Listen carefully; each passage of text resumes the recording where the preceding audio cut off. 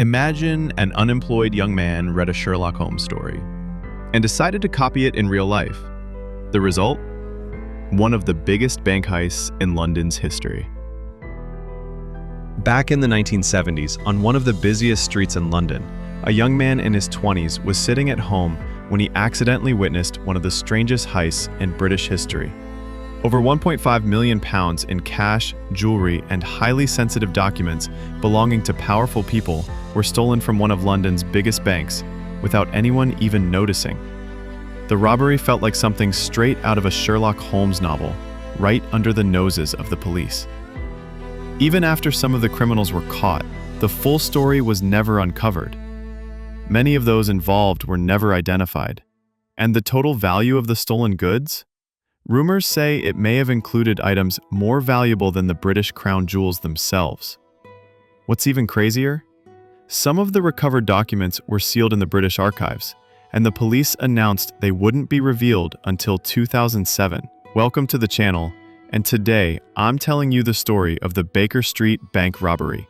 But before we dive in, don't forget to subscribe and hit the notification bell so you never miss a new story. And let's try to hit 100 likes on this video. Our story takes place in September 1971, a time when London was going through some serious trouble.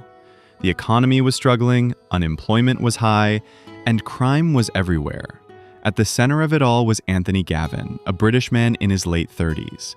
Like many young men at the time, he was dealing with poverty, joblessness, and a rough social life. He used to get by doing a bit of petty theft here and there. Sometimes he also made money through underground auction scams, just enough to survive.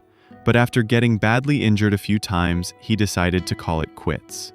With the money from his last match, he bought a camera and started working as a street photographer, taking photos of families and tourists in London's parks and gardens.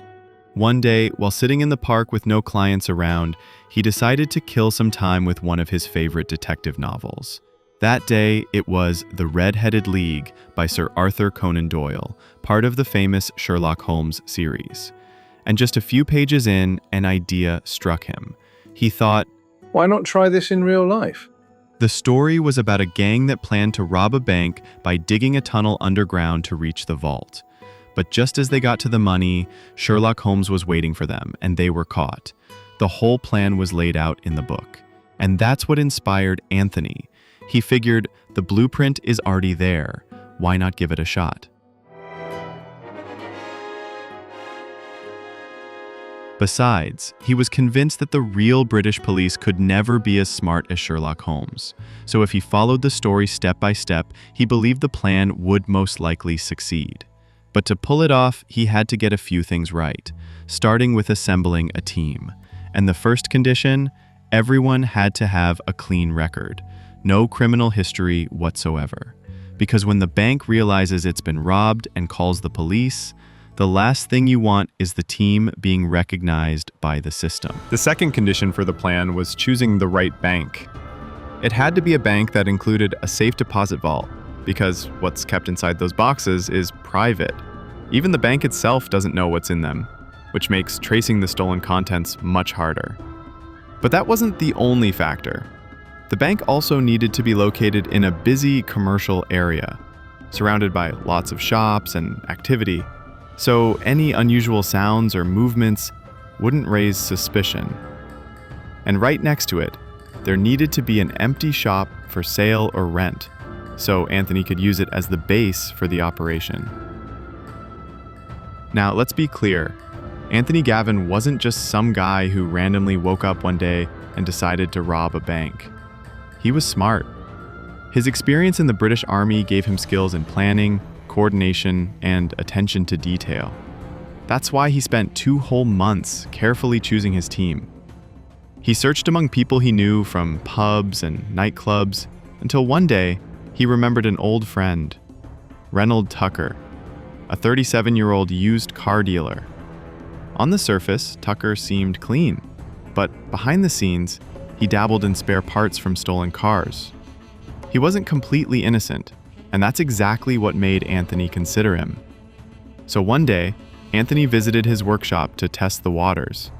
They started chatting about life, poverty, and how hard things had gotten. until Tucker finally said, "Honestly, mate, if I had the chance to rob a bank, I wouldn't even hesitate." That was all Anthony needed to hear. He smiled and replied, "Well, I promise you, your dream is about to come true." Then he started to break down the plan. And since Tucker knew Anthony was careful and methodical, he didn't think twice. He agreed on the spot. 2 days later, Tucker called Anthony. "So, when do we start?" He thought the plan was ready to go, and all that was left was execution. But he was shocked when Anthony told him all the specific conditions the target bank had to meet. Tucker said, "Come on, that's impossible. We'll never find a bank with all those requirements."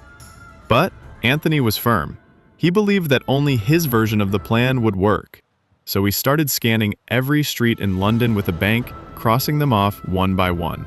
After 2 full months of searching, he finally found the perfect one: Lloyd's Bank at 185 Baker Street.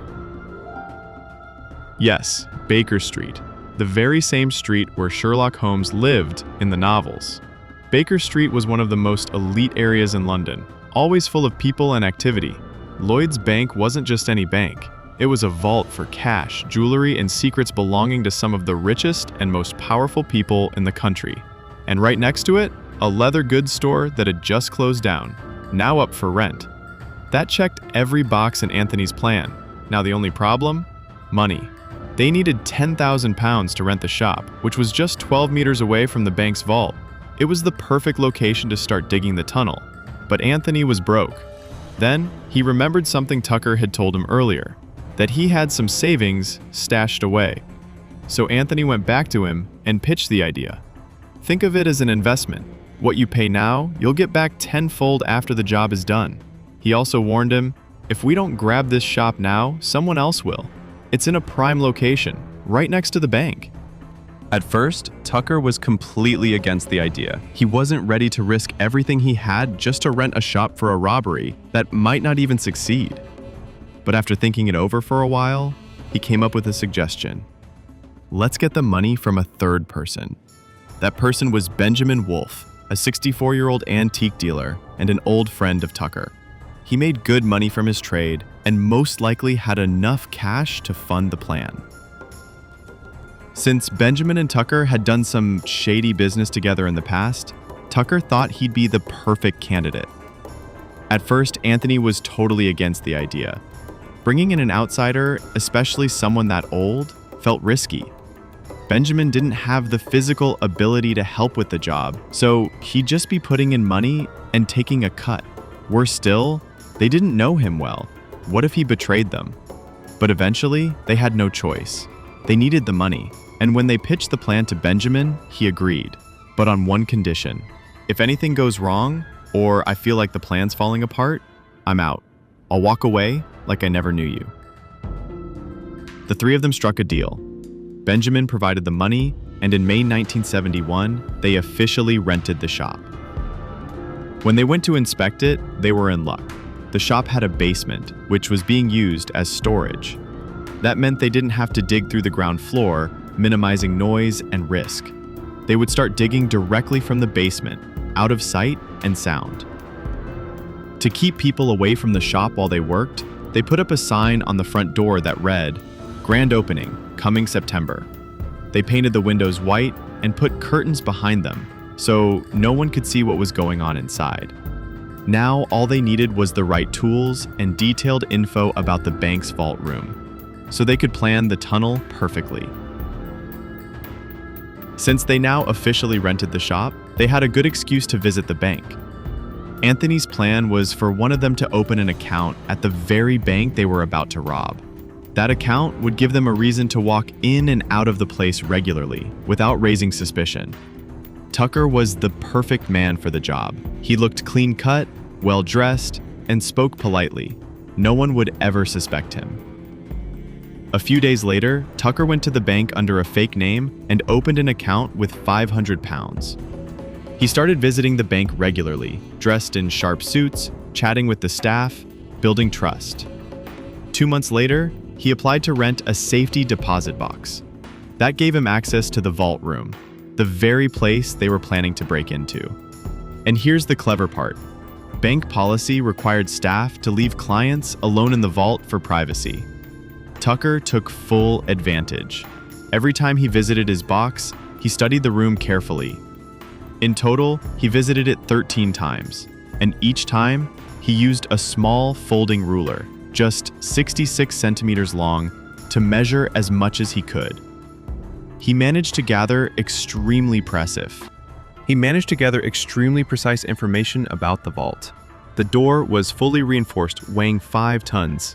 The floor was solid reinforced concrete with each slab 23 centimeters thick. With the data he collected, he calculated the exact distance needed to dig and figured out where the tunnel should come out, far from the alarm systems and right in front of the 268 safety deposit boxes. He even confirmed that the vault room was 1.5 meters deeper than the shop's basement, just enough to help them dig at the right angle. And just like that, they had a fully detailed map of their target. Everything was ready.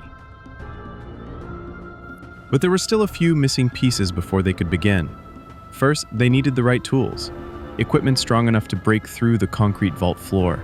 Second, they needed a surveillance expert to help them bypass the bank's alarm system, which would go off at the slightest vibration. And finally, they needed someone to watch the street while the team was working underground. Knowing this wouldn't be a small job, the team decided to bring in another member, Thomas Stevens, a 33-year-old used car dealer with experience smuggling heavy equipment and weapons. Once Thomas heard the full plan, he agreed to join and provided them with a 100-ton hydraulic jack powerful enough to break through the vault floor, thermal cutting torches that could reach up to 4,500 degrees Celsius, ideal for melting through reinforced steel, explosive gelignite, their backup, just in case the other tools didn't work. He also brought along smaller digging tools and accessories for tunneling. The next step was finding a security systems expert, and after some searching, they settled on Mickey Gervais, known on the streets as Skinny. They also recruited Bobby Mills to act as their lookout, stationed on the rooftop across from the bank, keeping watch and relaying updates through a walkie-talkie. Now, everything was in place. They picked the first Saturday of August to begin digging. Why Saturday? Because Sunday was a holiday, meaning the nearby poultry shop they'd be tunneling under would be closed. No risk of noise drawing attention. So they waited until Saturday night, when all the shops had closed, and got to work. They started digging down through the basement floor, placing metal supports along the tunnel walls as they went, to prevent collapse. As the tunnel grew, they installed light bulbs along the way so they could see while digging. Their plan was simple: dig all day Sunday, stop before Monday morning when businesses reopened, rest during the week, and resume the next Saturday. Rinse and repeat until they reached the vault. They dumped all the soil and rubble in an abandoned garden behind the shop to keep the area clean. But during one digging session, Bobby radioed in. "Two guys just stopped outside the shop. They're looking through the window, putting their ears to the glass." The team immediately stopped digging. Bobby rushed down from the rooftop and casually approached them. He told them he was the night guard. When asked about the noise, he smiled and said, "Don't worry, the shop owner just forgets to turn off his radio. Happens all the time." Crisis averted, for now. But the incident made Anthony nervous. They couldn't afford another scare like that. And then, luck struck again. Out of nowhere, the local government started construction work in the same street. That meant no more worrying about noise. Now, they could dig during the day, and people would assume the sound came from the street work outside. Still, the digging itself was brutal. The tunnel was hot, cramped, and barely had enough oxygen. Going up and down constantly to remove the rubble was exhausting. Anthony lost 15 kilograms, and Tucker had to keep up appearances, visiting the bank regularly like a normal client to avoid suspicion. This continued for nearly a month, from early August to early September. Then, it happened. One digging session led them straight to the reinforced concrete floor of the vault room. This was the moment of truth. Now they had to break through without setting off the alarms. And guess what? Luck smiled on them once again. Tucker overheard chatter at the bank. Apparently, the alarms were temporarily deactivated because of the nearby street construction. The system was too sensitive and kept going off with every vibration. This gave the team a golden opportunity to use the hydraulic jack without worrying about tripping the alarm. They positioned the jack and started pressing against the floor of the vault. But disaster struck. The tunnel nearly collapsed on top of them. At that point, they decided to take a break and rethink their strategy. They'd come too far to lose it all now. One night, Anthony went out for a drink at one of his usual pubs. He drank a little too much, and in his drunken state, he accidentally spilled details of the heist to a stranger sitting next to him, without even realizing it. The next morning, Anthony was shocked to find the same man standing outside the shop, threatening to call the police unless he was let in on the job. At first, Anthony played dumb, pretending he didn't know what the man was talking about. But the guy started mentioning very specific details, things only the crew would know. Realizing he was exposed, Anthony asked, "All right, what do you want?" The man replied, "I want in, and I'm bringing a friend." Left with no other option, Anthony agreed. But once again, luck played in their favor. The man's friend turned out to be an explosives expert, just what the crew needed to handle the gelignite they've been carrying, but didn't know how to use properly. He started by planting small charges in the spot where they needed the final exit hole and gradually blasted through. When the concrete was weak enough, they switched to thermal cutting.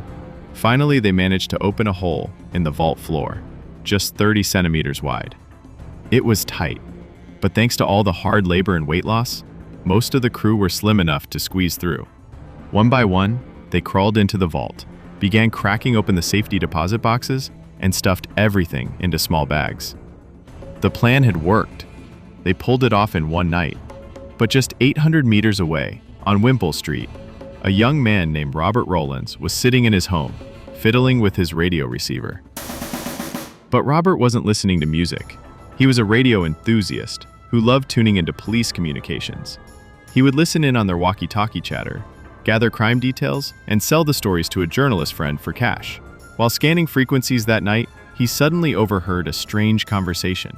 Two voices, one inside a building and one outside, communicating over walkie-talkies. They were talking about 400,000 pounds, saying they were almost done and about to leave soon. Robert instantly realized this was a live robbery. Despite knowing it was illegal to eavesdrop on police or private channels, his conscience kicked in. He picked up the phone and called the police. "A robbery is happening right now in the area." But when asked where exactly, he couldn't answer. The operator asked how he got the info, and when he said from the radio, the officer just laughed it off and told him, "Next time, record it." So Robert did exactly that. He got a small cassette recorder and started taping the entire conversation. For 2 hours, he recorded the robbers' live communication. He even heard a woman's voice, and one of the guys complaining about smoke and gas from the tools. At one point, the lookout and the guy inside had a fight, and the lookout threw away his walkie-talkie and walked off the job. At around 1 a.m., Robert decided to call Scotland Yard directly. This time, the police took him seriously and sent an officer to his house to hear the tapes. What they heard confirmed everything. This was a bank robbery, and a big one. But there was a problem. They couldn't trace the signal. In the 1970s, radio tracking tech was primitive, and buildings interfered with signals. Still, Robert insisted the robbery was happening within 1 to 2 kilometers. The walkie-talkies couldn't reach further than that. But for some unknown reason, the police drew a search radius of 13 kilometers. Huge mistake. That area included 750 banks. Because it was a Sunday, most were closed, so police had to call managers and private security to open them. And all the while, the gang was inside Lloyd's bank, less than 1 kilometer from Robert's house. And here's the crazy part. The police actually visited Lloyd's bank that night. They asked the manager to check the place. Everything seemed normal. The doors were locked, the vault looked secure, so they left. They had no idea that the gang was already inside, robbing the place through a tunnel. Even though the tapes clearly mentioned digging and a tunnel, no one bothered to open the vault room. That visit alerted the gang that the police were onto them, so they grabbed what they could and exited the vault. But the next morning, when they saw that police were still clueless and searching randomly, they went back at 8:30 a.m. and finished the job. They grabbed jewelry, luxury watches, and confidential documents that reportedly involved some of the most powerful people in Britain. The estimated value? Over £1.5 million at the time, equivalent to tens of millions today. When they were done, they erased every trace of their presence, except for the heavy tools and walkie-talkie they deliberately left behind to confuse the police. They escaped through the back window, locked the shop with a new padlock to make it look like it had been closed all along, and disappeared. A getaway car was waiting on the next street. They loaded everything up and vanished from the scene. The next day, Monday, September 13th, the bank manager showed up as usual. Everything looked fine, until 10 a.m., the time of the routine vault check. And that's when he almost fainted. 268 safety deposit boxes, broken and emptied, the floor covered in papers, jewels, and debris. And in the middle of it all, a big hole leading to a tunnel. Next to the hole was a note. Let's see Sherlock Holmes solve this one. Right after discovering the break-in, the bank manager called the police, and within minutes, the bank was sealed off. The investigation began. They contacted the owners of the deposit boxes to identify what was stolen, but not everyone cooperated. 8 box owners flat out refused to tell the police what was inside.